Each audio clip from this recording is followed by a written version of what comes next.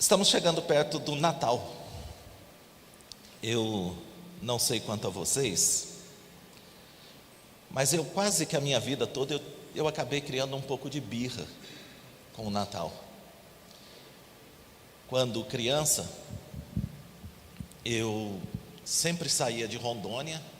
Eu sou de Rondônia, tá, gente? Eu só nasci no Paraná, mas eu sou de Rondônia. Se você não sabe onde fica, fica bem longe daqui. E vale a pena conhecer, tá? Então nós saíamos de Rondônia todo final de ano, pelo menos até os meus 10 anos, para vir para a cidade de Umuarama.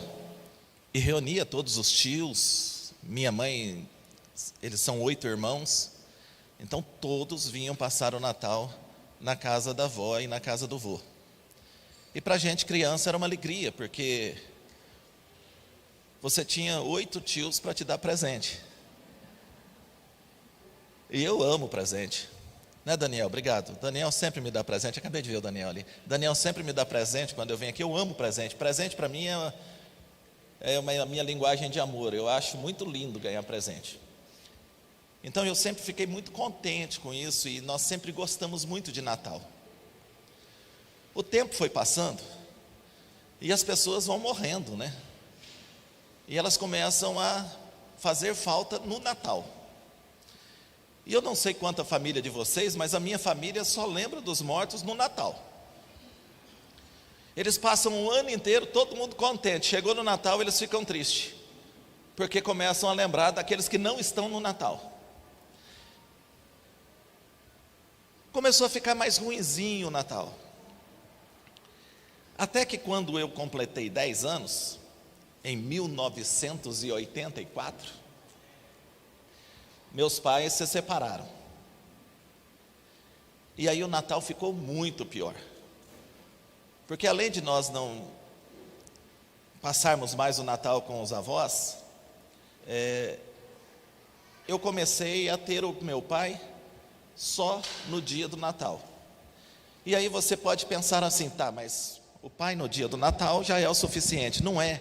Era muito ruim, porque eu sabia que no outro dia ele ia embora. Então você torcia para o tempo não passar, porque quando chegasse no dia 25, depois do almoço, era uma despedida de novo. E sabe o que eu aprendi? Depois eu vou ter que pegar um conselho com os irmãos que já passaram faz tempo dos 50. A minha memória recente, ela está mais complicada. Eu esqueço muito fácil de muita coisa, mas a minha memória infantil, da infância, ela está muito aguçada. Eu tenho lembrado das coisas cada vez com mais clareza, da minha infância. De ontem eu já não lembro muito mais, mas da infância. E eu aprendi que, por mais que eu gostasse de Natal, e por mais que eu gostasse de presente, nada era mais importante para mim do que a presença. Por mais que a minha linguagem de amor fosse presente, eu descobri que sem a presença, até o presente era sem graça. Porque eu trocaria qualquer presente do mundo para o meu pai não ir embora. Estou falando. Para o meu pai não ir embora no dia 25. E eu tenho pensado bastante sobre lições que o Natal pode nos dar. E eu queria compartilhar com vocês, nessa noite, sobre algumas lições do Natal na vida daqueles que são protagonistas aqui na história do nascimento de Jesus. Eu acho que no próximo domingo, todos vocês vão receber, aí agora é todos, né, Neto? Se Deus quiser, todos vocês vão receber um livretinho do Natal. E no começo do livretinho do Natal tem a história desses personagens. E eu queria aproveitar nessa noite e compartilhar sobre algumas lições que esses protagonistas da história no nascimento de Jesus aprenderam também. E que a gente continue aprendendo lições de Natal. Tá bom? O texto está em Lucas, no capítulo 1,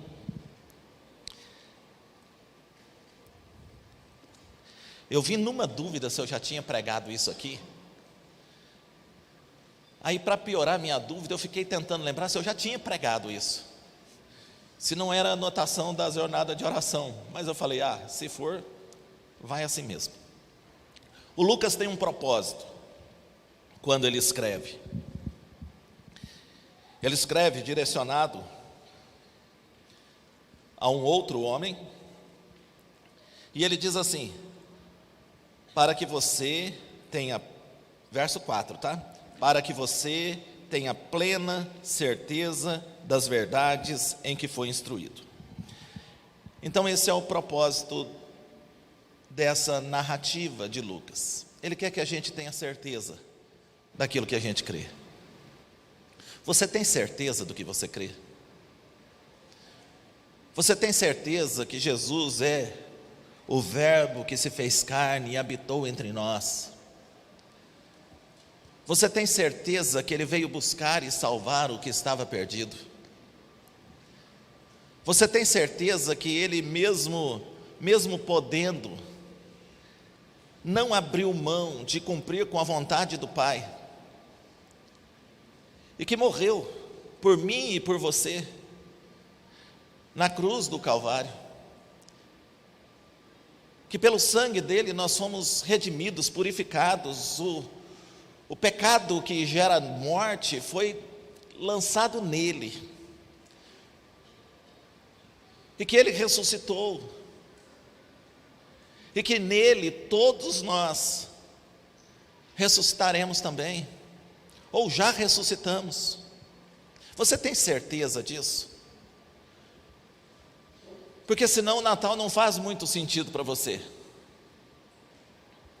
Porque senão nós não temos boas novas de salvação.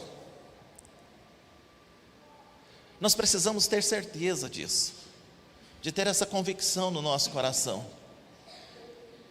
Eu sou salvo por causa de Jesus, eu tenho vida por causa de Jesus, eu vivo por causa de Jesus, eu me movo por causa de Jesus, eu existo por causa de Jesus e em Jesus. E eu me reúno com vocês no domingo à noite por causa de Jesus e para cultuarmos a Jesus. Não há um espetáculo, uma apresentação. Não viemos aqui para ver um pastor de fora, ou para ver uma boa música, ou para encontrar ou reencontrar alguns irmãos. Tudo isso acontece, mas o que nos move até aqui é o desejo de cultuarmos, de adorarmos ao Senhor Jesus. Você está certo disso? No começo do Evangelho de Lucas, nós encontramos um primeiro personagem na história do nascimento de Jesus, que é Zacarias. E eu vou compartilhar com vocês a lição que Zacarias nos dá e de que forma nós vamos tirando lições disso. Eu numerei aqui. Eu queria chegar nessa noite e presentear os meus amigos com 18 pontos. Um sermão de 18 pontos. Mas eu não tenho capacidade para falar 18 pontos, então nós vamos falar bem menos. Mas também não vou te contar quantos pontos são, para que você não crie expectativa de que eu estou demorando ou que está rápido demais. Quando chegar no final eu te conto, tá bom? A primeira lição é uma lição na vida do Zacarias. E Zacarias nos ensina que não basta só sermos religiosos. Deixa eu contar uma coisa para você. O Zacarias foi criado nas coisas de Deus. Ele é um sacerdote, separado exclusivamente para esse serviço. Tudo que o Zacarias fez durante a vida toda dele diz respeito ao sagrado. O comportamento, as vestes, os relacionamentos, o lugar que frequenta, tudo diz respeito ao sagrado. Mas um dia, e no dia mais especial da vida dele, porque naquele dia era o dia que ele esperou durante toda a vida, ele estava no Santo do Santo, no Santo, ele era o principal sacerdote daquele dia. Naquele dia, o homem acostumado a lidar com as coisas de Deus e com o sagrado, se depara com um anjo. E sabe o que acontece com ele? O medo toma conta dele. Ele fica assustado. O anjo vai dizer para ele: Zacarias, não tenha medo, calma, eu estou aqui e é da parte de Deus, entendeu? Dessa coisa que você lida todo dia, eu faço parte disso. E eu tenho uma mensagem para você. Deus respondeu a sua oração. E sabe o que aconteceu? Aquele homem acostumado com o sagrado, treinado no culto, treinado no louvor, treinado nas palavras, que lidou a vida inteira com o sobrenatural. Quando o anjo diz que Deus respondeu a oração dele, ele duvida.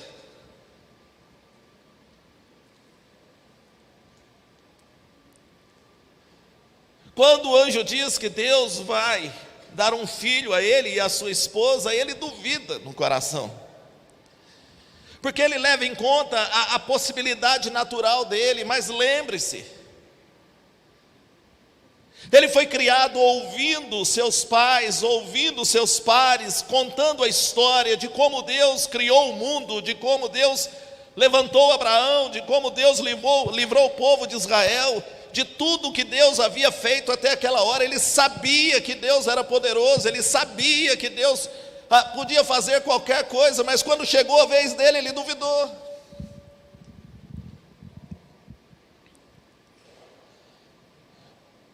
Porque às vezes nós estamos tão acostumados com a nossa religião, nós estamos tão acostumados com os nossos métodos, nós estamos tão acostumados com aquilo que fazemos todos os dias, que nós até nos esquecemos quem é esse Deus a quem nós servimos. Nós até nos esquecemos que esse Deus é poderoso para responder às nossas orações.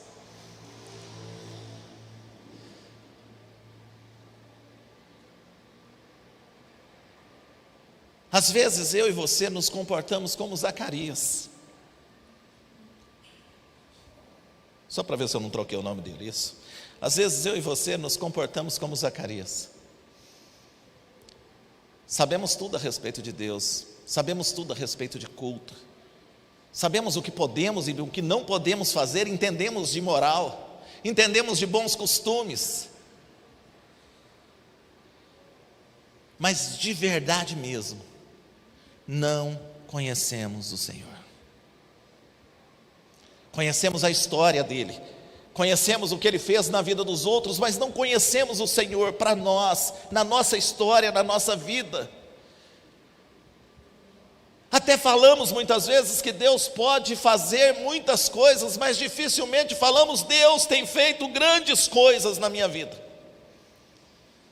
Porque da minha vida eu gosto de reclamar, porque da minha vida eu gosto de lamentar, da minha vida eu gosto de contar as faltas, quando na realidade eu deveria contar as bênçãos e contar quantas são advindas da divina mão, e uma a uma dizê-las de uma vez, porque eu mesmo hei de ver surpreso tudo que Deus já fez.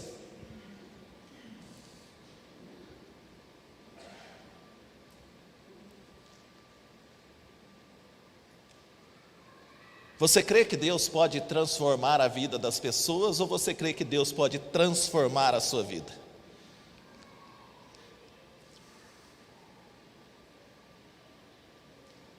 Nós precisamos tomar cuidado, porque nós nos acostumamos com o sagrado. É interessante isso. Nós nos acostumamos até com o culto. Nós acostumamos tanto com o culto, que a gente passou a cantar música. E a gente canta música no culto como canta em qualquer lugar.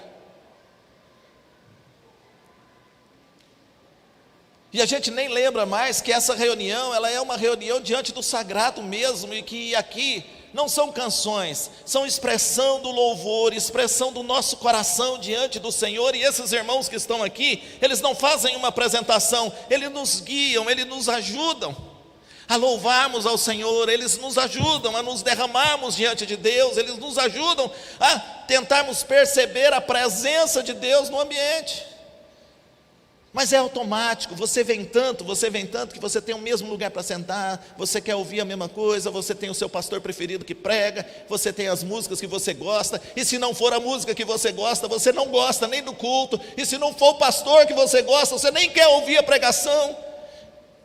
E aí, meu irmão, você não está precisando de culto, você não está mais participando de culto, você está participando de uma apresentação teatral, de uma palestra, ou de qualquer coisa parecida com isso. Porque aqui não é quem fala, é o que é falado. É o que é falado. É o que é falado. E aí você pega a sua Bíblia e olha para a sua Bíblia e vê se o que está sendo falado é palavra de Deus para o seu coração. Porque você veio também nessa expectativa, não de ouvir alguém, mas de ouvir a palavra de Deus. Porque senão vira um programa de domingo à noite, gente. E o culto não é um programa de domingo à noite. Nossa oração é automática, nosso louvor é superficial, e nós nos tornamos espectadores sem expectativa do culto. E eu não quero mesmo que você seja nessa noite um espectador sem expectativa. Aquele que senta e espera a hora de acabar, sem expectativa nenhuma daquilo que Deus pode falar ao seu coração, sem expectativa nenhuma da resposta da sua oração, sem expectativa nenhuma do milagre, sem expectativa nenhuma da presença. É só um espectador, sem expectativa, porque você acostumou a vir aqui, ou porque você acostumou a ir à igreja, e aí você está aqui visitando hoje só porque você tem o costume de ir à igreja.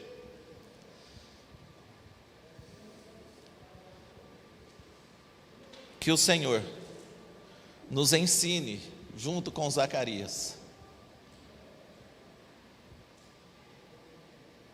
que nós não fomos chamados para o sagrado, para o serviço, nós somos chamados primeiro para Ele. E Ele é o primeiro lugar para onde nós vamos. E é lógico que, tomados da presença dEle, dos dons, dos carismas, dos talentos que Ele nos deu, nós servimos. Mas Ele primeiro. Ele primeiro. A segunda lição é com relação ao Gabriel. O Gabriel nos ensina que existem anjos bons. E aí, desculpem, porque isso aqui eu acho que é muito mais para o meu lado. Eu me converti numa igreja bem renovada, e eu acabo andando por igrejas assim, e acabo ouvindo muita gente. E nós temos algumas pessoas que a impressão que dá é que o único tipo de anjo que existe são os anjos do diabo, de Satanás, não tem outros, porque tudo para eles é diabo, tudo é o inimigo, tudo é o inimigo. Talvez o Zacarias tenha se assustado também com o anjo, sem saber de onde ele veio. Quase que o Gabriel tem que falar para ele: ei, eu sou bonzinho, eu sou amigo, eu sou da paz, calma, eu sou de Jesus, estamos juntos, eu sou crente também, é nós. O é nós é só para o santista saber que eu sou corintiano. E isso não significa um anjo mau, tá? Ser corintiano não tem nenhum, não atrelha a anjos maus. Irmãos, nem tudo é diabo nas nossas vidas não, tá? Deus nos abençoa com muita correção. Deus nos abençoa com muita reorientação. E se para nos reorientar no caminho precisar enviar uma tempestade, Ele envia. E se para nos reorientar no caminho precisar enviar gafanhotos, Ele envia. Ele envia pragas. Ele faz ventar forte.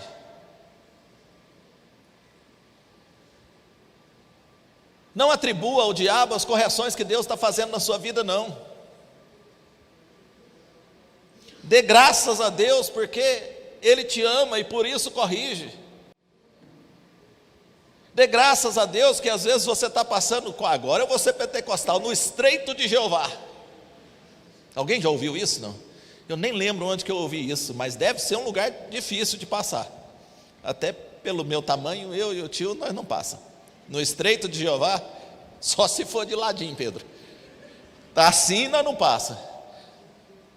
Mas sabe, a gente perde muito de Deus atribuindo ou culpando pessoas e culpando o diabo pelas nossas dificuldades. Tinha um pastor antigo lá em Rondônia que ele falava assim: Fabiano, ó, não dá muita moral não, que o diabo trabalha para Deus. Eu falei: o diabo trabalha para Deus? Você é doido? Ele falou: não, porque se Deus mandar, ele tem que fazer. Se Deus, não tem ninguém que pode dizer, se Deus mandar, ele tem que fazer. Tanto que para expulsar ele, você expulsa em nome de Jesus, para ele poder obedecer. Expulsa, que a gente fala ainda, expulsa demônio, não expulsa ainda, né? Desculpa aí, eu não sei.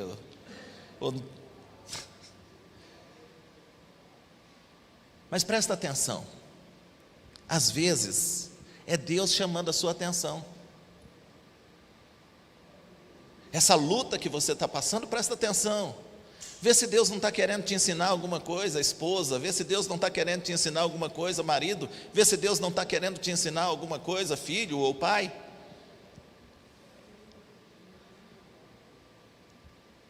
Ora, pede discernimento a Deus. Fala: Deus, o que é que o Senhor quer com isso? Porque eu estou disposto a obedecer. Ah, pastor, o inimigo está destruindo as minhas finanças. Meu inimigo nem gastar dinheiro gasta, nem usa cartão de crédito, não compra nada no nosso nome, não faz financiamento. O maior inimigo das nossas finanças somos nós mesmos, que desejamos muito mais do que precisamos. E às vezes Deus vai dar uma apertada mesmo, que é para a gente poder entrar no eixo, senão a gente começa a valorizar demais isso. Tem anjo bom, gente. Não tem só anjo ruim, não. Tem anjo bom. E preste atenção numa coisa: é tão certo que tem anjo bom, que todas as vezes que você faz o bem para alguém, a pessoa vai dizer assim: você foi um anjo na minha vida. Então preste atenção com o que Deus tem te falado nesse tempo. Não atribua a outros aquilo que Deus está querendo fazer na sua vida. Só que é assim, para colocar a gente no eixo, parece que nós não suportamos delicadeza. Parece que a gente só entra no eixo mesmo no aperto. Senão não vai. Porque enquanto não aperta, a gente acha que a gente tem razão. Então, com o Gabriel, nós aprendemos que tem muita coisa boa, e Deus vai fazendo, e Deus vai usando anjos dele mesmo para abençoar nossas vidas. Só que abençoar às vezes tem cara e cheiro de problema.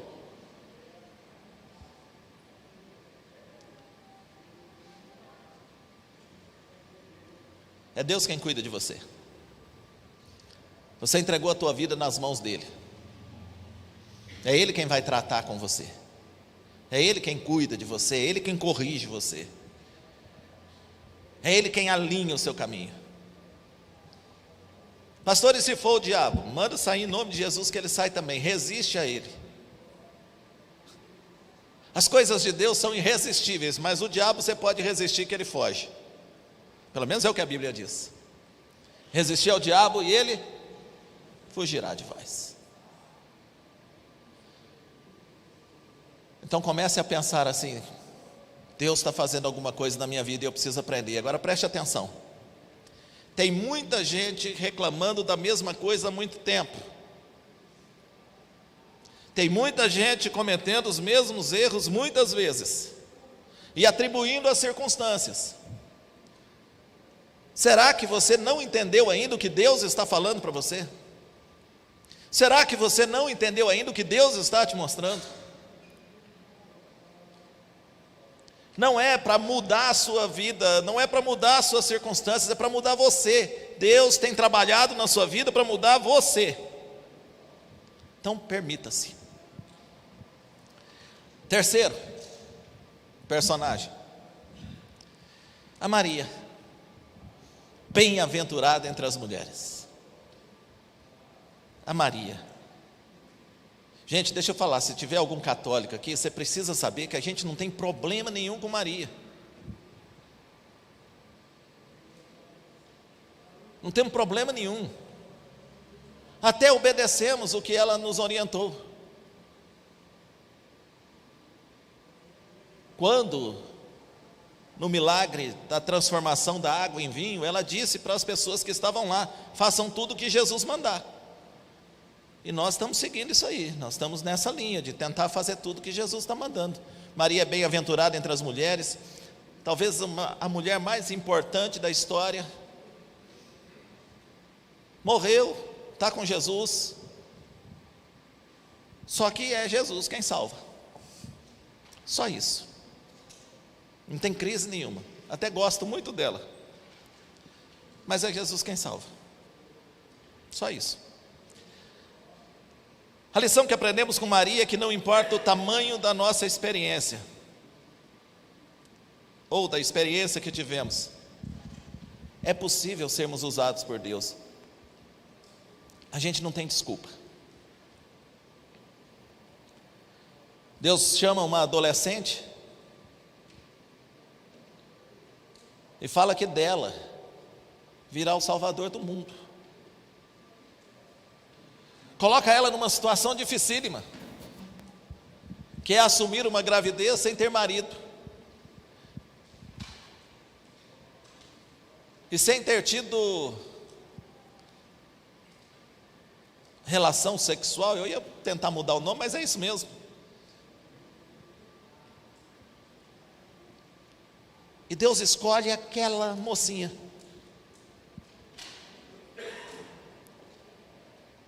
Sabe qual é a capacitação da Maria?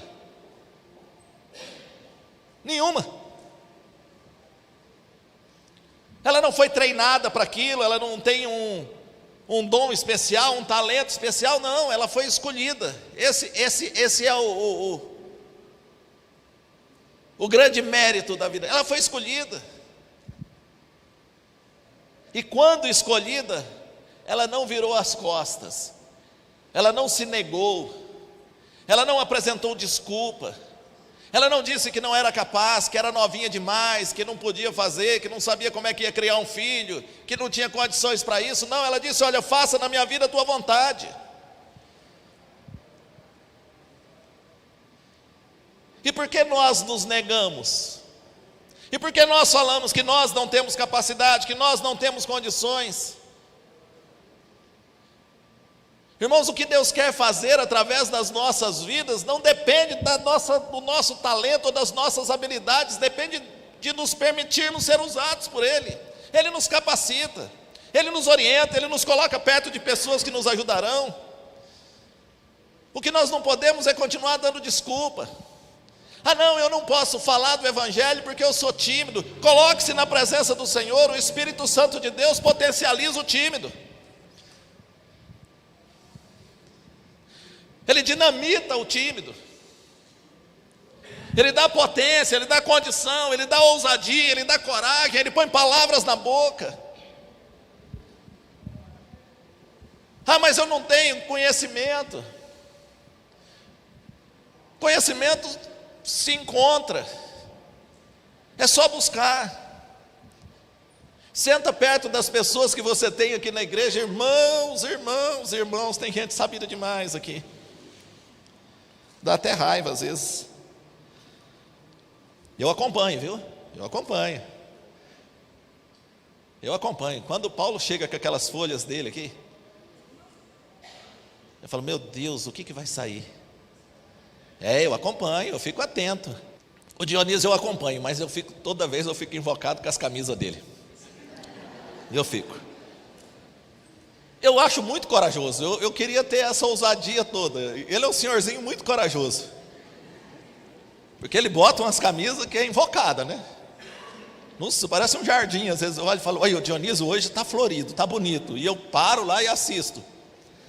Mas é tudo gente sabida. A única coisa que eu não consegui ainda, quero deixar até registrado aqui o pedido, depois vocês fazem aí o homem da mesa lá fica mandando eu colocar o microfone mais perto da boca. Por que eu não posso pregar com aquele microfone do Dionísio? Que já fica perto da boca e eu não preciso fazer nada. Não preciso ficar levando bronca do mesário lá, do homem da mesa. Só isso. Mas gente, aproveita. Ah, pastor, eu queria ser um pouco mais receptivo, eu queria ser um pouco mais caloroso. Senta perto do tio ali, conversa comigo um pouquinho. Meia hora ele conversando com você quer dar vontade de sair abraçando os outros. Não dá? Se eu não dormir ali, encostar e dormir, eu quero sair abraçando os outros. É tão bom, o cara é bom demais. Da Nete eu tenho um pouco de medo. Eu acho ela muito sabida demais, dá até medo. Eu tenho medo do que eu falo na frente dela. Ela deve ficar pensando assim, esse menino quando crescer vai ficar bom. Ele vai acabar aprendendo ainda. Vai, ela tem esperança em mim. Ela aposta em mim, sem confundir com a música. Mas ela aposta em mim. O problema é que tem gente que só quer fazer do jeito que acha que tem que ser feito. Tem gente que só quer ser senhor. Não quer servir, só quer ser senhor. E quem só quer ser senhor, patrão, só quer dar ordem, dificilmente consegue obedecer o Senhor.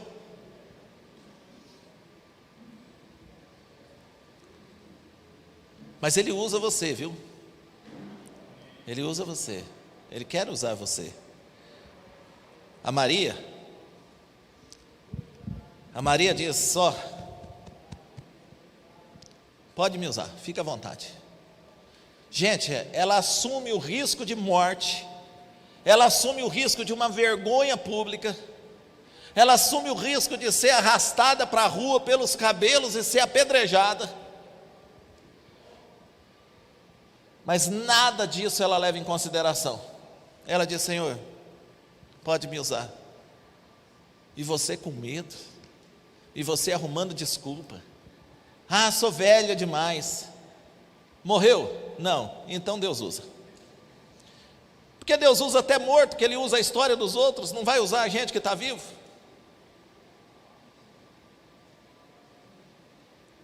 No caso da preguiça, resista a ela também, expulsa ela, porque tem muita gente que tem ânimo para muita coisa, mas na hora de fazer o que Deus quer que faça, bate a canseira.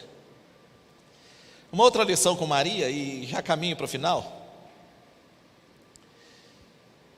é o que ela ouve do anjo. O anjo diz para ela assim, Deus é contigo. Deus é contigo. Você já parou para pensar na força dessa expressão? Deus é contigo. Não importa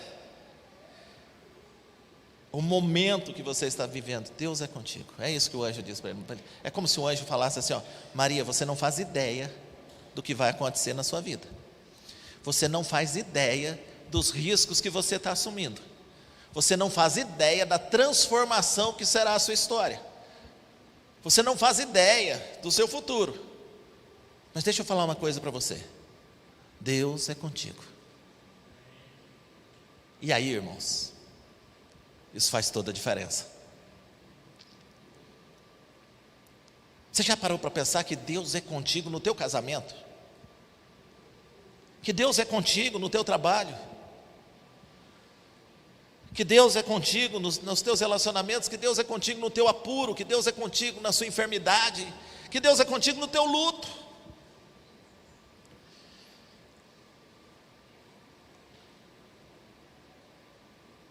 Talvez uma oração urgente é: Senhor, eu preciso, todo mundo já falou, eu sei, mas eu ainda tenho um pouco de dúvida. O Senhor é comigo mesmo? Porque a convicção da presença de Deus nas nossas vidas muda tudo. Muda tudo. A presença de Deus, a convicção da presença de Deus nas nossas vidas muda tudo no dia do diagnóstico. Gente, diagnóstico de quem a gente ama e diagnóstico que a gente recebe quando é ruim é uma pancada. Mas eu ouvi de uma irmã na igreja esses dias, ela descobriu um câncer no pulmão, tratou, apareceu outro, está terminando de tratar. E aí eu falei para ela, Luzia Helena, como é que é isso? Como é que é isso? Ela falou: pastor, quando a mulher falou para mim, ela não teve tato, não teve zelo. Quando a médica falou, ela não teve delicadeza nenhuma. Ela falou: é sério, é grave, e se não tratar não tem muito tempo de vida. Eu falei: Luzia, como é que é? O que você fez? Daí ela falou assim: na hora, foi como se eu tivesse levado um murro aqui, me faltou o ar. Eu falei: e daí? Ela falou assim: aí eu respirei e pensei assim: Deus é comigo, Deus é mais, Deus é mais, Deus é comigo, e pronto. E eu falei: tá, e daí? Daí ela falou assim, daí eu acalmei. Mas como assim você acalmou? Ela falou: porque aí eu sabia que não tinha nada para eu fazer, Deus é comigo, se Ele quiser me levar, Ele leva, se Ele quiser me curar, Ele cura, se Ele quiser mudar esse diagnóstico, amanhã aparece outro, então Deus é comigo, tá bom, vou fazer o quê? Deus é comigo no tratamento, Deus é comigo na hora de tomar o remédio, Deus é comigo na quimioterapia, Deus é comigo, pronto. E se der errado, Deus é comigo também. Sabe essa convicção da presença de Deus? Na igreja eu mudei 2 vezes. Tive 2 mudanças. A primeira, quando eu fui enviado para uma congregação. Eu tinha, com 25 anos eu me tornei auxiliar do pastor, com 27 eu fui enviado para uma congregação. Quase ninguém apoia a gente numa mudança, porque eles diziam: vai dar ruim, vai ser muito problema, não, você é muito novo, não vai. O pastor de lá, pastor da sede, né? Porque, para você entender uma linguagem, assim, é uma igreja maior que abre uma igreja menor, e o pastor da igreja maior arruma um seminarista, um desorientado na vida, meio doido, que aceita qualquer coisa, e manda ele para a congregação. Meus amigos falavam assim: Fabiano, não vai. Mas eu falei: não, nós vamos orar. E eu e a Cássia oramos e tivemos plena convicção de que era a vontade de Deus mesmo, que Deus estava naquele negócio, e nós fomos com toda a coragem.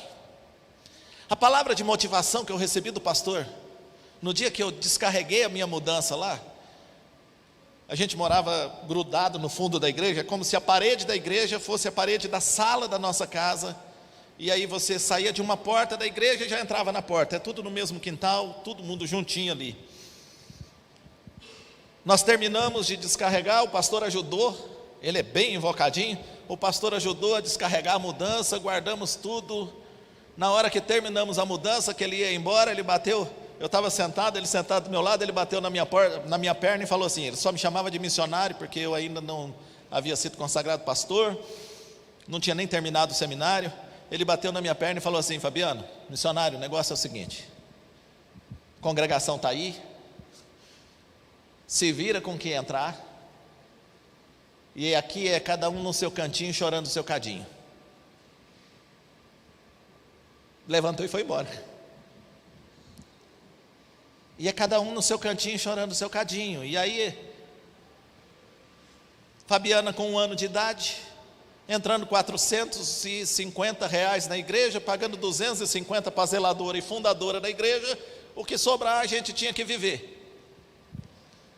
Sabe quando que faltou alguma coisa para nós? Nunca, nunca. Eu brinco até que Deus diminuiu meu pé, porque eu calçava 41, apareceu um sapato 40 que eu ganhei, nunca mais calcei 41. Nunca mais calcei 41. Eu só fiquei orando para mim não ficar do tamanho dos ternos maior do que eu arrumava, entendeu? Mas sabe quando faltou alguma coisa? Não, nunca. Pelo contrário, Deus nos abençoou muito, muito, muito, muito naquele lugar. E abençoou até esse lugar, porque o Zé Luiz é fruto daquele trabalho lá. Ficou muito bom, mas muito bom mesmo. Porto Velho estava bom demais. Aí um dia um pastor de Goiânia chegou e falou assim: nós temos uma igreja lá, é a igreja mais antiga nossa, o pastor saiu, estamos com um problema e precisamos de você lá. A minha esposa ouviu isso e falou: não quero nem saber dessa conversa. Eu, como sou o macho alfa da casa, falei logo: tudo bem. Porque eu sou desses bravos mesmo. Tudo bem, eu também não quero nem saber dessa conversa. E ficamos quietos e não dormimos mais a partir dali. De madrugada a casa falava assim: não quero nem saber dessa conversa. Eu falei: eu não estou nem conversando, inclusive. Estou nem falando nada, pode ficar tranquila, dorme sossegado. Oramos. Deus nos incomodou profundamente com a história da igreja em Goiânia. E aí eu decidi, junto com a Cássia, que nós iríamos para Goiânia. Sabe quantas pessoas nos apoiou? Olha, eu vou falar para você, eu tenho um afeto especial por presbiteriano. Tenho um carinho especial por presbiteriano, porque o único pastor que foi orar por mim, e nem foi oração silenciosa, foi um pastor presbiteriano. Foi aquela oração assim: Senhor, abençoa, o Senhor já sabe de tudo, vai com Deus. Mas foi uma oração. Não, não foi, ele foi animadinho. Os pastores, meus amigos, sabe o que eles falavam para mim? Agora que você está rico, eu não sei por que eles achavam que eu era rico. Agora que a igreja está grande, agora que você está ganhando bem, agora que não sei o quê, agora que não sei o quê, agora que você está morando bem. Eu fiquei 12 anos morando na igreja praticamente, e 3 anos morando numa casa que era minha e da Cássia. E nós viemos para Goiânia. Sabe por quê? Porque nós tínhamos certeza daquilo que Deus estava dirigindo. É a ideia, Deus está com a gente, Cássia, vamos. Mas como é que nós vamos assumir uma igreja com 60 anos de história, dividida, que sobrou quase ninguém? Tinha uma pessoa no culto de quarta-feira, a zeladora, que os que participam da jornada de oração sabem, a dona Rosa. Eu falo: bom dia, dona Rosa. E a dona Rosa ia, ela tinha a chave, abria a igreja para o culto, ia lá, orava, fechava e ia embora, porque não aparecia ninguém. Uma semana antes de nós chegarmos, o auxiliar do pastor, que não foi eleito como pastor da igreja, porque lá é todo um processo burocrático, saiu com 60 pessoas da igreja. O culto de domingo parecia um velório, todo mundo entristecido, todo mundo chateado. E você pergunta para mim: quando que eu sofri? Hora nenhuma. Porque foi Deus quem colocou a gente lá. Então, quando você vai fazer algo que você tem convicção de que foi Deus quem colocou você naquele lugar, você passa aperto, você passa apuro, você trabalha mais do que o normal, você soa mais do que o normal, você se cansa mais do que o normal, mas você não sente tristeza e nem desânimo, porque você sabe que o Senhor está naquele negócio. Às vezes o que está faltando para nós é a convicção de que Deus está conosco. A gente acha que está fazendo sozinho. E vou falar para você, todas as vezes que você pensar que é você mesmo quem está fazendo, vai ficar ruim. porque você não aguenta. E quem não aguenta vai ter que ficar arrumando desculpa e contando história, e apontando culpado. Entrega para o Senhor. Entrega para o Senhor essa dificuldade, entrega para o Senhor essa luta, entrega para o Senhor esse trabalho, entrega para o Senhor esse relacionamento, entrega para o Senhor essa perseguição, entrega para o Senhor essa angústia que você tem sentido. Não é que você não terá mais problemas, mas é que você vai acordar renovado no outro dia, que você vai falar assim: ó, Deus está nesse negócio, Deus está nesse negócio, não, está difícil demais, mas aí você vai para a Bíblia, tudo era difícil mesmo. Aí você fala: não, Deus está nesse negócio. Eu só vou abrir um parênteses aqui, deixa eu contar uma coisa para vocês. Você sabe como é que sumiu toda a minha dúvida de que eu estava fazendo o que era certo, que eu estava no ministério mesmo, que agora eu era pastor de verdade? O dia que eu ganhei uma cesta básica. Porque eu achava mesmo, e eu escutava as histórias, especialmente de pastores itinerantes, que pastor tinha que passar necessidade mesmo, igual muita gente aqui ainda acredita nisso, que pastor tem que passar necessidade mesmo, que pastor tem que passar apuro. E aí, eu acreditei tanto nisso, que eu falava assim: o dia que eu for pastor, Deus vai mandar alguém me entregar uma cesta básica, e num dia vai acabar a comida, nós vamos orar, e a minha esposa vai falar para mim: ó, tem alguém lá na frente, lá com uma cesta básica, eu vou falar: não, agora eu sou pastor mesmo. Até que um dia chegou uma cesta básica, e olha, tinha azeite e palmito, que eu acho que eu não comia desde criança. Deus estava naquele negócio.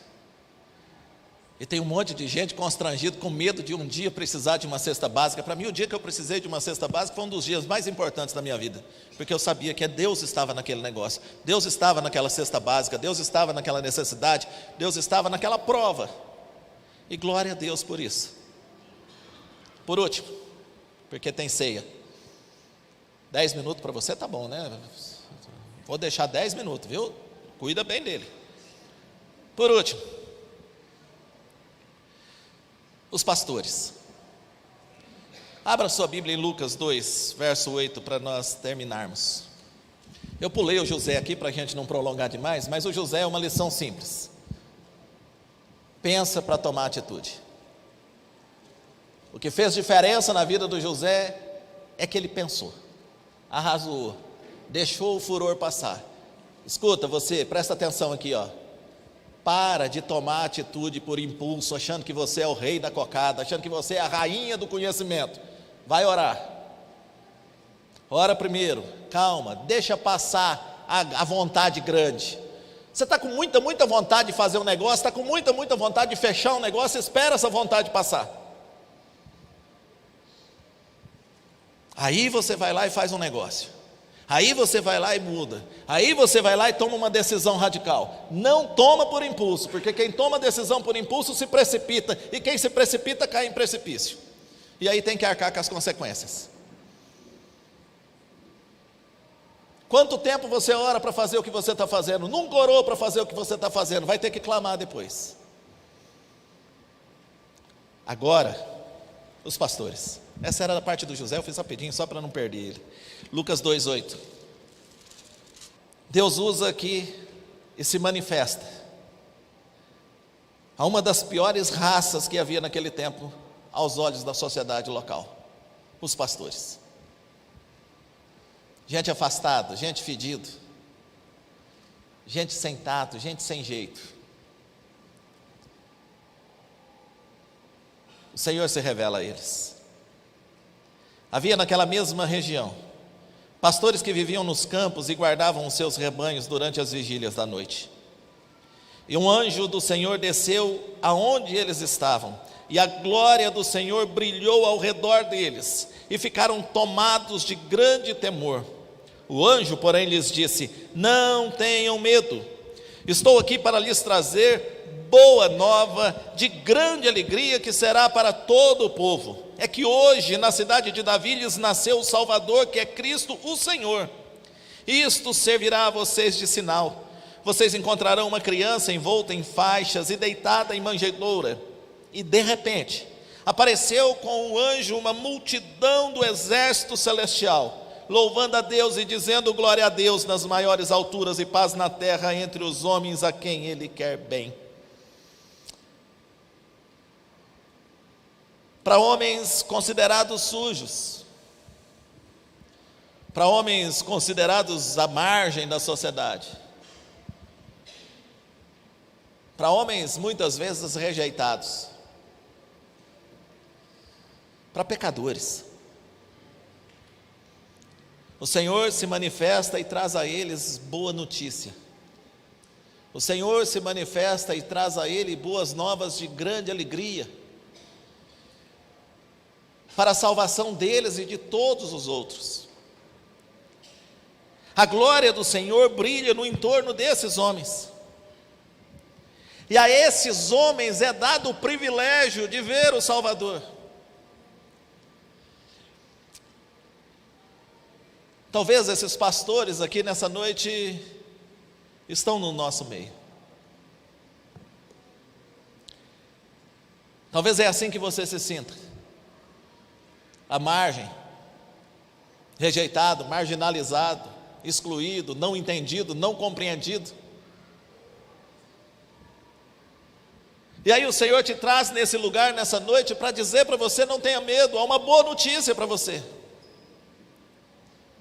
Há uma boa notícia para você que se acha na escuridão, há uma boa notícia para você que se acha perdido, há uma boa notícia para você que até agora não conseguiu entender que o Senhor é contigo. Há uma boa notícia para você. Ele veio buscar e salvar o que está perdido.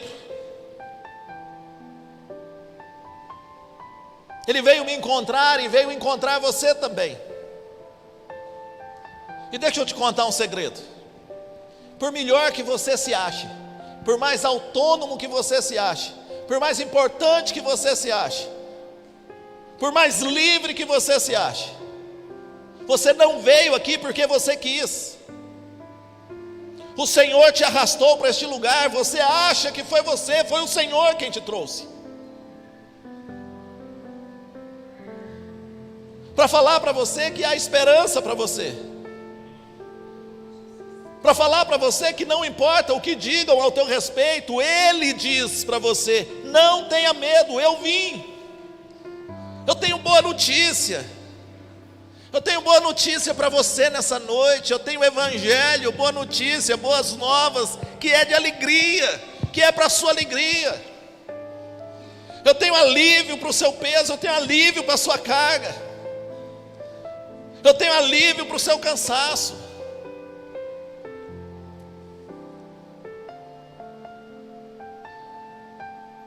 E parafraseando esse texto, é como se ele dissesse: agora vem me ver. É um encontro com você, é um encontro com você que Jesus quer. E Ele te trouxe aqui nessa noite para marcar essa noite na sua vida, para marcar essa noite na sua história.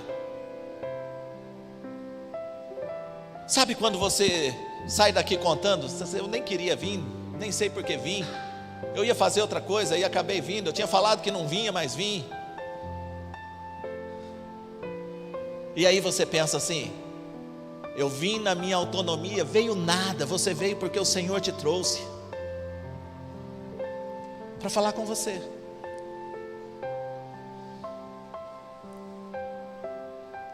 Para falar com você. Para falar com você que toda a religiosidade que você viveu até hoje pode ser substituída por um relacionamento pessoal com Jesus. Que Ele agora é a promessa. Você não precisa mais fazer promessa nenhuma. Ele é a promessa cumprida na sua vida. Ele te trouxe aqui para falar para você que você pode até pensar que o diabo está tentando te destruir, mas é Deus trazendo você para perto dele. Que essa tempestade na sua vida não é para você ficar com medo do diabo, que essa tempestade na sua vida é para você vir para perto, chegar mais perto dele. Ele trouxe você aqui para dizer para você que Ele usa os improváveis mesmo, aqueles que ninguém bota muita fé, e que Ele veio ao mundo por uma improvável. Quem iria esperar que a mãe de Jesus fosse uma mocinha, noiva de alguém, prometida em casamento? Ele trouxe você aqui. Ele trouxe você aqui para dizer para você que você não precisa se precipitar nas suas decisões e nem precisa tomar decisões por impulso, que você pode buscá-lo, que o Espírito dele orienta você, que o Espírito dele revela para você as coisas. Ele trouxe você para dizer isso, e ele trouxe você para dizer para você também que não importa a sua história, a boa notícia é para você. Tem uma boa notícia para você: a salvação é pela graça e não por mérito, que você não precisa fazer nada para ser salvo, que é Ele quem te salva, que tudo que você precisa fazer é conhecê-lo e continuar conhecendo. E esse é um desafio para todos nós nessa noite. Amém? Amém? Que Deus os abençoe.